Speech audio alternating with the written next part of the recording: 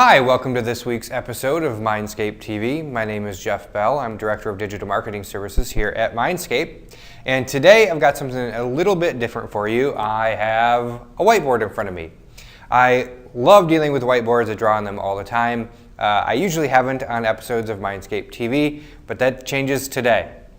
So what I'm going to talk about today is a lot of times we get partners who come to us and they ask, they're really concerned about their branded terms being in the menu navigation and a part of the meta descriptions and all over their pages. They're really, they've done a lot of branding work and that brand is really important to them, so they really want to make sure it's all across the website. The example I'm going to use today is our branded term for WebTrain.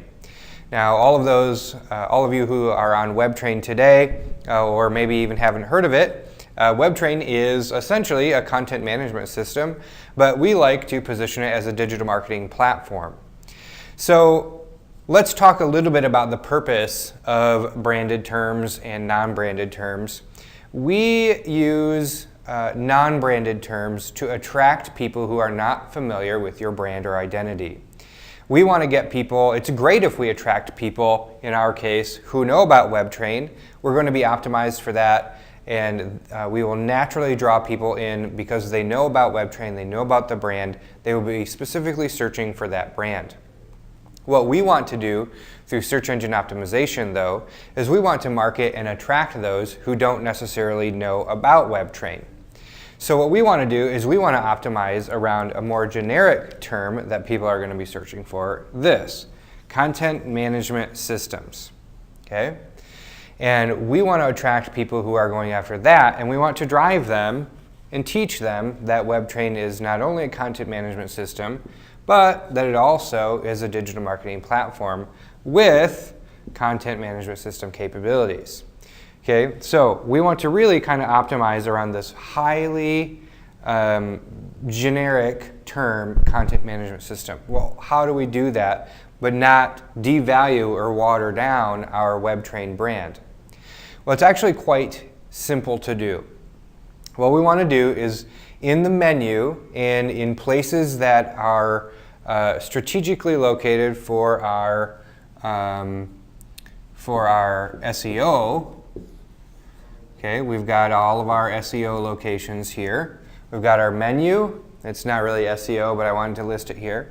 We've got our page title, our URL, our meta descriptions, our header tags, which I've kind of clumped into this section here, and then our body copy.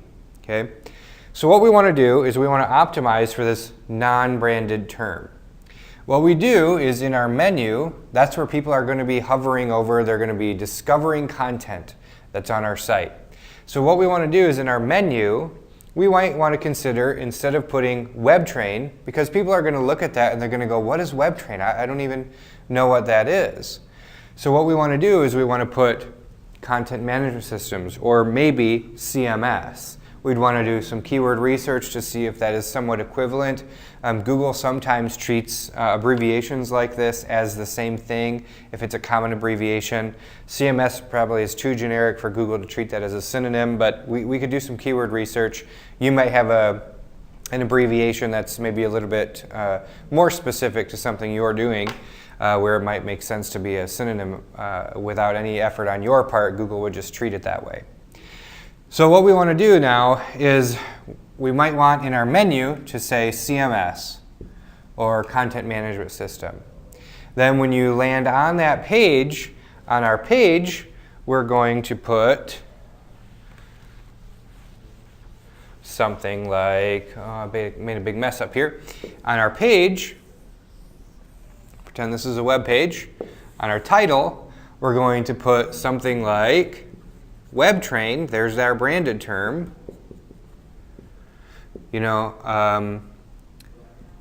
Maybe our exclusive content management system. Right? So now I have my branded term and my non-branded term in the page title, educating the people viewing this page that those are one and the same. That I have my non-branded term to attract that audience, and then I've got my branded term there to apply that brand to that non-branded term. Likewise, in my H1 over here, I'm going to want to have something similar to that up here. So on my H1, I may have the same thing. Maybe it's, we could probably use the exact same thing. Web train, maybe an exclusive, or we could use proprietary content management system. I'm just going to start abbreviating here. So that positions the page now. We've got this matching up with this, which is great for SEO. Now maybe on my H2, I could have like a little subheader in here, and I could say web train, and then I could put something about is our digital marketing platform with the full capabilities of any content management system. Right? Does that make sense? So I have all of our unbranded terms here, but then where I begin to merge the unbranded and branded terms together, that is now educating my audience. It's giving me some rich, optimized copy, but it's also allowing me to educate my audience that non-branded term is a definition of my branded term. Okay? So that's one of the ways, one of the most effective ways that we recommend keeping your branded terms while also educating users and applying the non-branded educational process to your visitors who may not be familiar with you. So don't be so afraid of going with more generic topics and then using content as your opportunity to educate your audience about the meaning behind your brand so that you can gain more visitors, more traffic, and ultimately more sales and more conversions for your business. So that's all I've got for you today. Thanks for joining. Thanks for reading my scribbles, and we'll see you next week. We hope you found this episode valuable, relevant, and interesting, that you'll like, comment, and share our videos, and subscribe to our YouTube channel at MindsapeTV. Please join us on Facebook and Twitter at MindsapeHM, or read our blog posts and join us online at mindscape-hm.com.